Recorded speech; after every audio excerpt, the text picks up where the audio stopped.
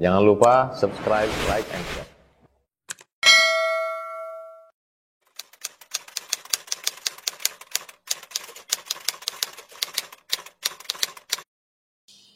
Malam ini kita bicara tentang jaiz bagi akal. Ya. Terakhir kemarin ini yang wajib bagi akal dan yang mustahil. Wajib bagi akal ma yatasawwaru fi aqli adamu. Akal tidak bisa menerima tiadanya. Ya, akal tidak bisa menerima tiadanya.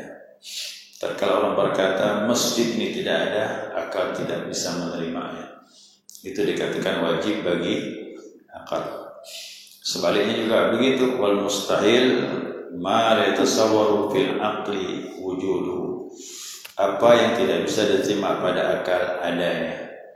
Adanya orang berkata masjid ini tidak ada, mustahil. Ya.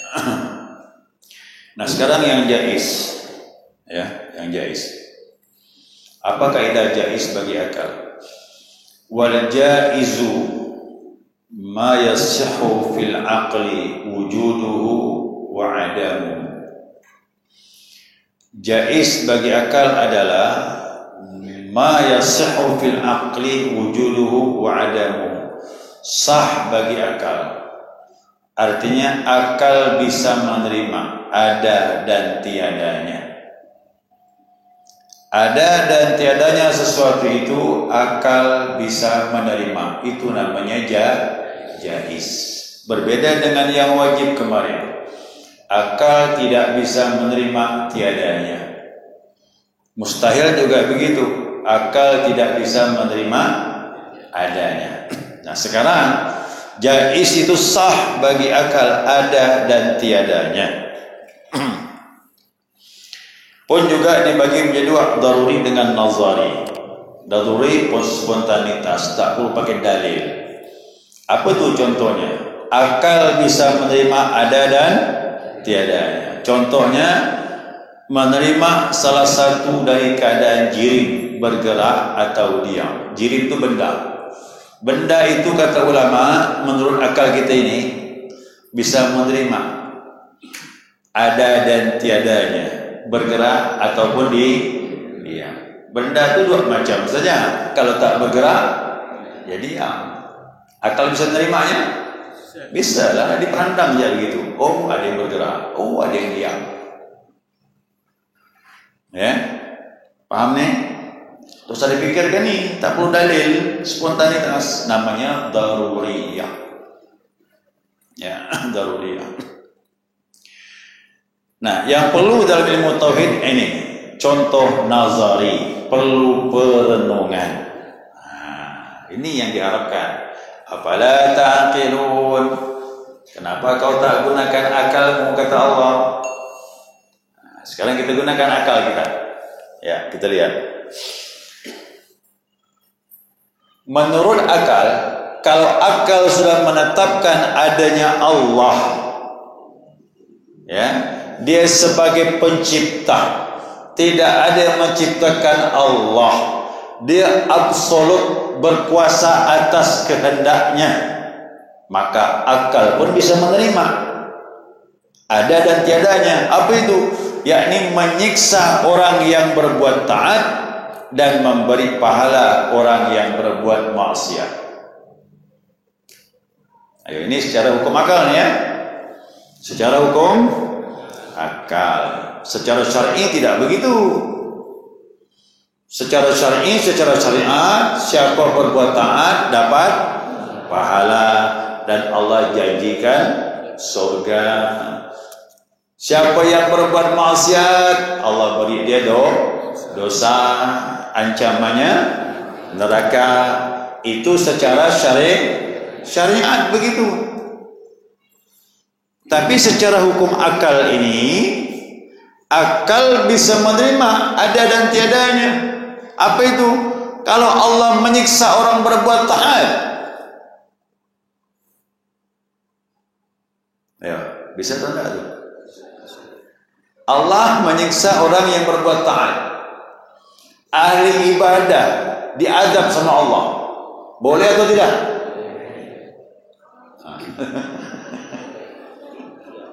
Ayo. Ingat ini secara hukum akal nih. Hukum akal ini nanti akan masuk dalam pembahasan sifat wajib bagi Allah, sifat mustahil bagi Allah, dan sifat jaiz bagi Allah. Maka diperlukan dulu wajib bagi akal, mustahil bagi akal, jaiz bagi akal, dipahami dulu itu. Ya, dipahami dulu. Maka nanti pada kesimpulannya, jaiz bagi Allah menciptakan langit dan bumi. Artinya tidak wajib. Allah mau ciptakan atau tidak, ya tergantung dia lah. Hak dia. Nah. Ya, paham kan? Ini tauhid nih. Ya, ini tauhid akidah Ahlussunnah wal Jamaah. Nah, sekarang kita bahas lagi. Allah menyiksa orang berbuat taat, boleh atau tidak? Boleh, hak dia. Ya. Yang taat mau dipotong-potongnya pun boleh. Dimasuk ke dalam neraka pun boleh. Begitu juga orang berbuat maksiat diberi pahala. Boleh atau tidak? Terserah dia lah. Kenapa ini dibahas? Ya. Ingat ya, ini secara hukum akal nih. Kalau kita memahami Allah itu absolut, dia penguasa, pencipta, pengatur, hak dia. Tidak ada yang berani mengintervensi kekuasaannya. Walaupun malaikat, nanti ada kita bahas malaikat. Apa fungsi malaikat? Terbatas sekali malaikat itu. Ya, terbatas sekali. Jadi kita memahami Allah itu dia penguasa betul, pencipta, pengatur. Kalau dia menyiksa orang berbuat taat, beri pahala sama orang yang maksiat, itu hak dia. Namun secara syar'i mungkin dah nih. Secara syar'i tidak begitu. Allah kan dikatakan dalam Al-Quran, innaka la tukhliful mi'ad wala tuhzina yawmal qiyamah innaka la tukhliful mi'ad. Kita minta sama Allah, ya Allah, jangan kau hina kami nanti di hari kiamat. Sesungguhnya kau tidak mengingkari janji. Allah punya janji dengan kita. Janjinya apa? Janji syariat. Yang taat diberi pahala surga, aku janjikan, kata Allah. Yang bermaksiat dia berdosa, aku ancam dengan neraka. Itu janji Allah. Tapi janji Allah itu tidak akan pernah meleset. Beda dengan janji kita ini. Kita banyak janji, belum tentu semua kita tepati. Ya. Bahkan kalau orang tidak menepati janji, ciri-ciri apa? Munafik kita ini. Makanya tidak boleh mengingkari janji. Termasuk orang yang sangat menepati janji itu akhlak Nabi Muhammad SAW. Nabi tak pernah mengingkari janji. Nah, kalau Nabi tak pernah mengingkari janji, apalagi Allah Subhanahu wa Ta'ala. Jadi secara syariat tidak mungkin Allah buat begitu. Allah punya janji dengan kita ini. Tapi pertanyaannya, saya sampaikan nih, apakah Allah terikat dengan janjinya? Terikat tak? Cuman Allah tidak bakal mengingkari, itu saja. Boleh nak saya beri contoh nih? Ini contohnya muslim coba dalam tauhid. Ya. Saya buat perusahaan, saya buat aturan nih, masuk jam 7, pulang jam 4 sore. Ya. Masuklah karyawan jam 7, pulang jam 4 sore. Saya sebagai pemilik perusahaan, saya datang jam 7, boleh tak? Pulang jam 4? Saya datang jam 9, pulang sebelum jam 4, saya tak datang, boleh kan? Artinya saya buat peraturan, apakah saya terikat dengan peraturan? Tidak. Tapi sebaik-baiknya saya beri contoh lah. Saya beri contoh. Itu yang bagus, pemimpin beri contoh. Jadi Allah itu tak bakal mengingkari janji. Tapi ingat, Allah tak terikat dengan janji yang dia buat. Jadi secara akal sah kalau Allah ingin menyiksa orang yang taat. Secara akal bisa menerima. Kalau Allah beri pahala orang yang bermaksiat, itu hak dia. Kenapa ini dibahas? Supaya jamaah memahami Allah tu berkuasanya itu tak terbatas. Jangan mentang-mentang ibadah sudah pasti masuk surga. Tak boleh. Ya, jangan seperti itu. Aku dah ibadah ni, banyak ibadah, udah pantas aku masuk surga ni. Jangan. Nanti ada pembahasan. La yadkhul jannata bi'amali. Orang tak masuk surga dengan amalnya, kata Nabi sallallahu alaihi wasallam. Nah, jadi kalau kita faham tauhid ni, ibadah pun tak sombong kita, insya-Allah. Ya, tidak mengaku diri sudah taat dah. Ingat, neraka surga hak siapa? Hati-hati klaim orang masuk surga sesat, hati-hati, memang kau Tuhan. Ya, orang diponis sesat masuk neraka kau, dia pula masuk orang neraka. Kok dikaji di sini menurut akal jaiz bagi Allah. Yang maksiat Allah maafkan boleh. Yang taat Allah masukkan neraka boleh. Kalau sombong, kalau sombong boleh. Banyak nanti orang yang sombong karena ibadah masuk neraka ada. Yang bilang siapa? Nabi Muhammad sallallahu alaihi wasallam. La yadkhulul jannata ma fi qalbi dzarratun min kibir. Tidak akan masuk surga orang dalam hatinya ada satu zarah benda kecil kesombongan dalam hatinya. Sombong sedikit di hati yang tak masuk surga, bagi banyak sombongnya. Makanya perlu belajar tauhid. Jadi ketaatan itu kita rasakan betul-betul hidayah daripada Allah. Jangan mengaku kuat ibadah, jadi nanti maaf, ya, jadi kita syirik dalam beribadah kepada Allah Subhanahu Wa Taala. Coba kita lihat Nabi mengajarnya kepada kita tatkala menjawab azan. Hayya 'alas salah. Apa jawab? Ayo. Sebenarnya ibadah itu milik siapa? Kita bilang la haula, tidak ada upaya, wala quwwata, tak ada kekuatan, illa billah, kecuali dengan Allah. Kok tanpa pertolongan Allah mana bisa kita ibadah? Jadi siapa yang mengaku telah ibadah, telah banyak ibadah, dia telah masuk dalam lautan syirik yang tersembunyi. Syirik yang tersembunyi. Coba lihat ucapan-ucapan Nabi mengajar tu. Di sana ada tauhid, ya, ada pembersihan dirinya, membuang keakuan. Keakuan ini bahaya. Anak, aku. Kalau tidak ada aku, binasalah kita. Ya. Binasa kita. Baik jamaah sekalian, bisa dipaham nih? Jangan salah paham nih ya. Nanti keluarnya dulu maksiat pula. Ini secara maaf, jangan salah paham. Ini secara ilmu akal, ya. Kalau sudah meyakini Allah sebagai penguasa mutlak, pengatur, pencipta, maka kekuasaannya tak terbatas. Dia boleh buat apa yang dia mau. Cuma kita kembali kepada syar'i. Allah tidak mengingkari. Allah pasti menepati janji, insya-Allah. Ya, seperti itu. Baik jamaah sekalian. Nah, selanjutnya, ya. Selesai sudah pembahasan kita ini, maka apa itu akal? Nah, kita mau tahu tuh apa itu akal. Ya. Ini definisinya akal nih, tolong pahami. Al-aqlu nurun.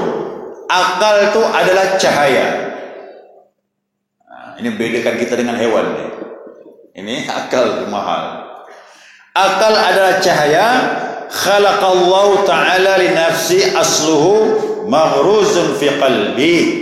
Yang Allah ciptakan cahaya itu dari diri asalnya ditanam di dalam hati. Oh, ternyata akal itu sumbernya dari hati di sini.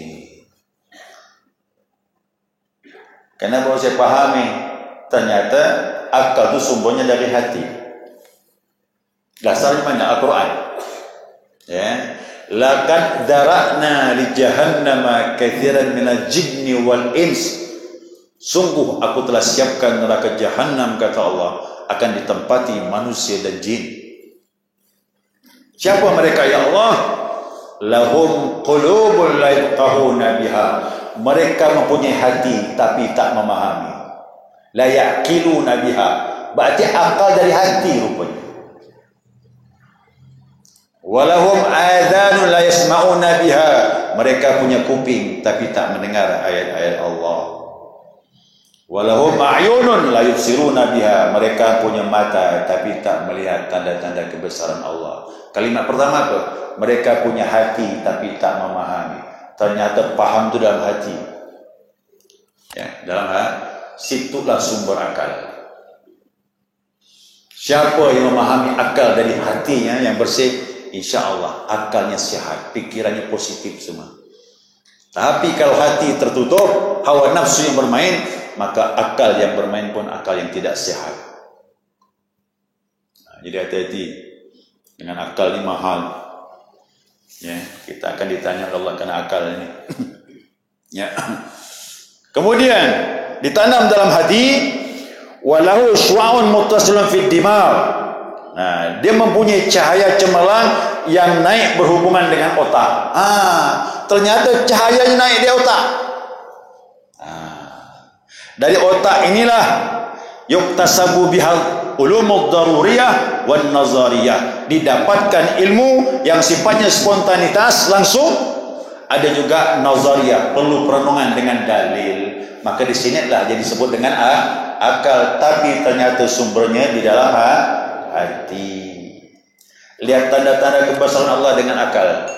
Oh, ada yang mengatur nih. Tak mungkin ada dengan sendirinya. Betapa hebatnya alam ini. Tak mungkin kebetulan. Pakai akal kita ni. Siapa yang menggerakkan ini semuanya? Tapi kalau udah masuk masalah Isra Mi'raj, masuk akal tak? Masuk akal tak tu? Tak masuk akal. Jangan pakai akal lagi. Turunkan lagi ke bawah. Turunkan ke hati. Diukur dengan iman. Makanya nanti agama ini ada satu titik tertentu, akal tak bisa berfungsi lagi. Cukup dengan iman saja. Ya. Tapi tahap awal, akal harus digunakan. Melihat tanda-tanda adanya Allah. Makanya Abu Bakar As-Siddiq begitu didatangi orang kafir Quraisy. Ya Abu Bakar, tu temanmu Muhammad. Dia lagi ngomong di Hijr Ismail, di depan pintu Ka'bah tu. Dia bilang tadi malam berjalan dari Masjidil Haram ke Baitul Maqdis, kembali PP pulang pergi, sebelum subuh sudah kembali. Macam mana pandangan engkau ya Abu Bakar? Abu Bakar jawab, lau ab'adu dzalik usaddiquhu. Kalaulah lebih jauh dari itu, aku percaya, kata Abu Bakar. Lebih dari itu aku percaya. Apa cuma segitu? Nah, sekarang pertanyaannya, Abu Bakar pakai mana? Pakai ini ke pakai sini? Pakai hati dengan iman. Tatkala iman sudah meyakini Allah Maha Kuasa, itu tidak mustahil. Itu bisa terjadi. Nah, tapi tahap awal kita belajar pakai akal. Ya, pakai akal. Itu tanda awal, alat untuk mengenal Allah Subhanahu wa taala. Tapi kalau sudah iman sudah mantap, ada ilmu yakin. Olah dengan ibadah, naik dia ainul yakin, mata hati mulai merasakan Allah. Diolah lagi peningkatan ibadah kepada Allah diperbanyak, akan meningkat menjadi hakul yakin. Kalau sudah sampai hakul yakin, hal yang aneh bagaimanapun terjadi, tidak ragu lagi dengan Allah Subhanahu wa taala. Itulah Abu Bakar. Langsung Nabi beri predikat, huwas siddiq, inilah orang yang benar imannya. Semenjak itulah tak ada lagi nama Abi Quhafa, yang ada As-Siddiq. Dulu Abu Bakar itu namanya Abu Bakar bin Abi Quhafa, bapaknya Abu Quhafa. Semenjak peristiwa Isra dan Mi'raj berubah namanya, ganti As-Siddiq. Mana Siddiq itu? Imannya telah sampai kepada Siddiq benar. Itu dia. Jadi kalau belajar tauhid ini, yang gitu-gitu jangan lagi ragu. Kita buang keraguan itu. Nah, itu tujuan kita belajar tauhid. Kalau belajar fikih, tak selesai itu lah. Tak bisa menjawab masalah ini, ragu masih. Ibadah, tapi hati masih ragu. Ya, ada tauhid, insya Allah hati kita akan kuat. Ya. Baik, jamaah sekalian. Nah, berkata Imam Haramain, ya, Imam Haramain berkata, dan sebagian ulama, Imam Haramain ini gurunya Imam Ghazali, namanya Imam Juwaini, ya, Imam Juwaini. Beliau berpendapat, barang siapa yang tidak kenal yang tiga tersebut, wajib bagi akal, mustahil bagi akal, jaiz bagi akal. Siapa yang tak paham tiga ini dengan segala maknanya, maka tiadalah dia berakal. Siapa tak paham tiga macam ini, dia dianggap tak berakal.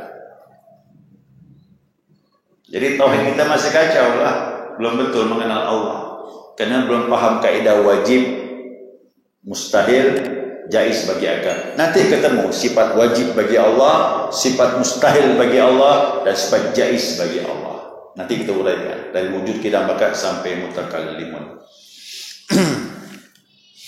Wallahu a'lam bishawab.